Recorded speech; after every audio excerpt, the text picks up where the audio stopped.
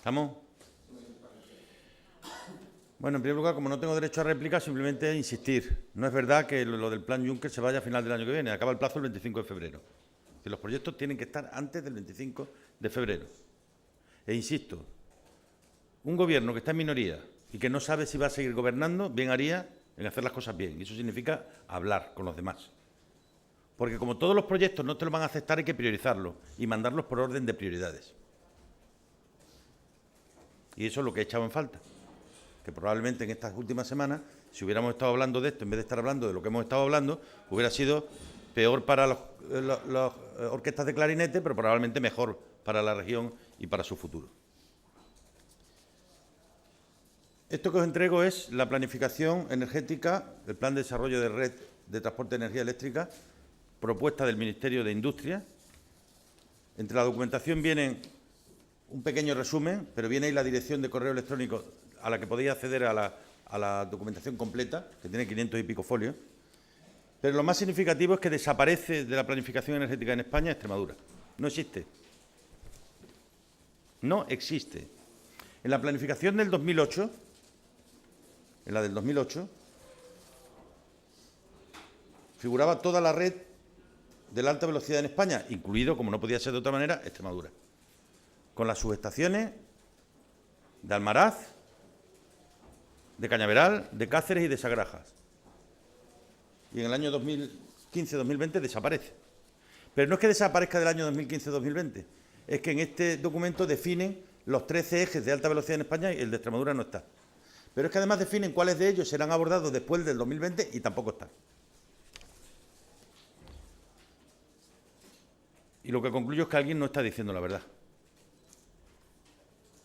Porque el Gobierno de España, si entiende o si cree que Extremadura no puede tener un tren de alta velocidad, que lo diga.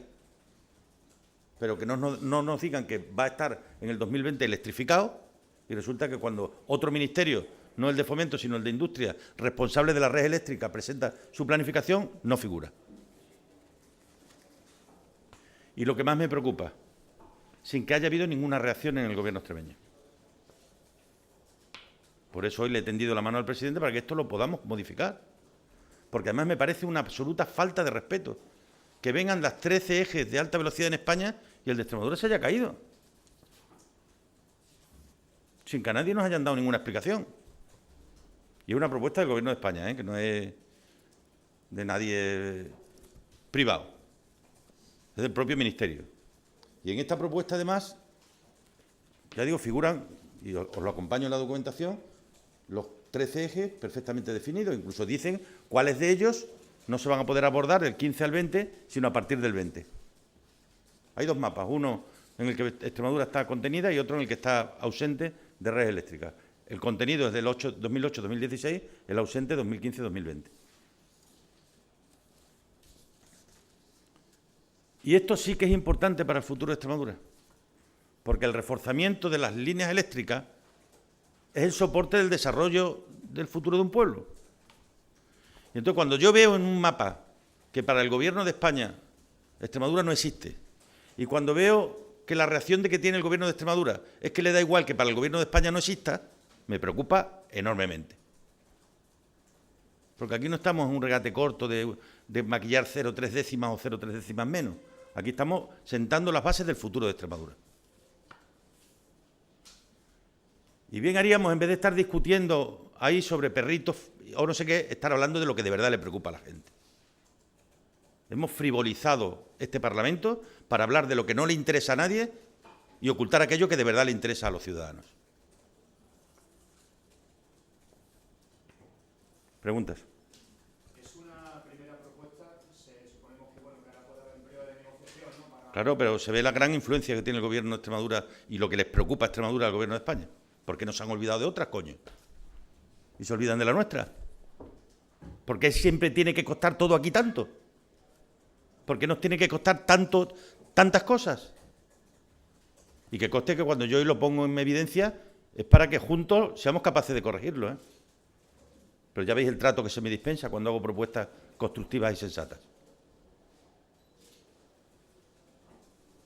Pero mi mano está tendida, Porque esto hay que corregirlo sí o sí. Con Monago o sin Monago. Esto hay que corregirlo. Sí o sí.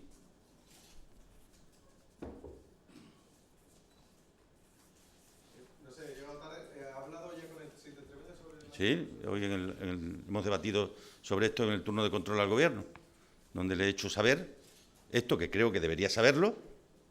Me ha sorprendido que no haya hecho mención ninguna en días anteriores el Gobierno y que la disposición que veo es de cruce de brazos. Porque esto no ha salido ayer, esto está publicado ya hace unos días. El informe es de noviembre del año 2014. Lo que ocurre aquí durante 4 semanas o 5 hemos estado hablando del idealista.com y de venta de fincas y de casas. Ese ha sido el gran debate público de Extremadura. Y mientras nos la estaban metiendo por detrás. Mientras. ¿Y hay plazo? ¿Hay tiempo para llegar a un acuerdo, para unas negociaciones primero con el Gobierno de Extremadura y luego poder hacerlo con el Gobierno de España? Hombre, plazo, esto es 2015-2020. Esto tiene que ser ya. El 2015 empieza dentro de una semana. Como todo, también se nos dirá, no, que esta es una primera propuesta, que será objeto de... Pero ¿por qué siempre se olvidan de nosotros? ¿Por qué este Gobierno sistemáticamente, cada vez que acuerda algo, Extremadura no está? ¿Por qué no han encontrado un hueco en 8 meses para firmar la deuda histórica? ¿Por qué se reúne Rajoy con presidentes de comunidades autónomas a hablar de los proyectos de futuro y con el de aquí no?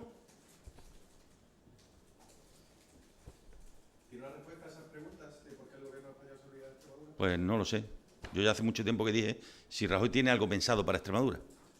Porque si se ha caído el sector energético de las renovables, si ahora hace una planificación de red eléctrica y nos excluyen,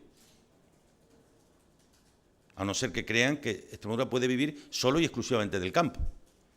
Pero es que esa mentalidad, ese planteamiento es tan del pasado que nos dejen relegados exclusivamente a volver a ser solo la despensa de España. Hombre, yo no estoy dispuesto a ningún concepto. Y luego, en el trasfondo de todo esto, yo lo he dicho aquí y lo repito ahora, cuando uno está gobernando y faltan 5 meses para unas elecciones y hay decisiones que son de país o de región, hay que hablarlas con las cosas que han venido a este Parlamento, con las cosas que han venido a este Parlamento, de absoluta irrelevancia para el futuro de esta tierra. Y resulta que algo tan importante como esto no ha sido objeto ni siquiera de una comunicación formal del Gobierno, porque en la última intervención ha confesado que han mandado proyectos. Es que no estamos hablando de ninguna tontería, estamos hablando de una inversión de 300.000 millones de euros en Europa y de 53.000 millones de euros en España. Porque si esto de red eléctrica se ha caído, como lo demuestran los mapas, es una magnífica oportunidad de coger dinero del Plan Juncker y meterlo aquí. Una magnífica oportunidad. Porque el objetivo prioritario del Plan Juncker es precisamente las infraestructuras de comunicación eléctrica y gasística. Y los proyectos que sean transnacionales, es decir, que afecten a más de un país. Bueno, pues este lo tiene todo. No se puede, cuando está empezando una legislatura, montar la que aquí se montó con el eje 16 y cuando está terminando, olvidarte de todo. Olvidarte de todo. De todas maneras, este informe lo que está dando también es constatando que en Extremadura va a tardar tiempo en llegar el tren electrificado, ¿no? No, que no va a llegar. Por lo menos hasta 2020. No, 2020 no. En el documento viene aquellos proyectos que se dejan para después del 2020. Extremadura tampoco viene. Lo que indica este documento es que se ha abandonado la electrificación de la línea férrea extremeña. Eso es lo que quiere decir este documento. Que no, el Gobierno no tiene previsto ni ahora, en el futuro cercano, ni en el futuro mediano, abordar la electrificación de la línea. Que si es una decisión que el Gobierno ha tomado, porque ha hecho un estudio de viajeros, porque se cayó el proyecto portugués, llámenos y lo hablamos.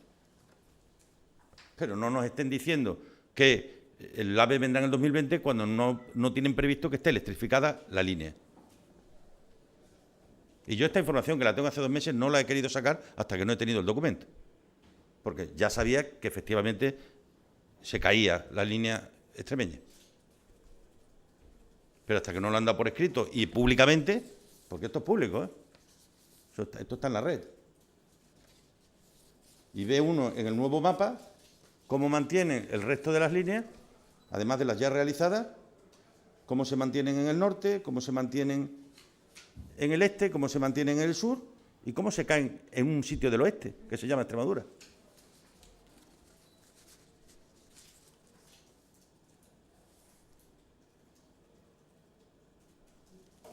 Y ya digo, mientras esto ocurre, mientras esto está ocurriendo, pues aquí estamos dedicados a otros menesteres.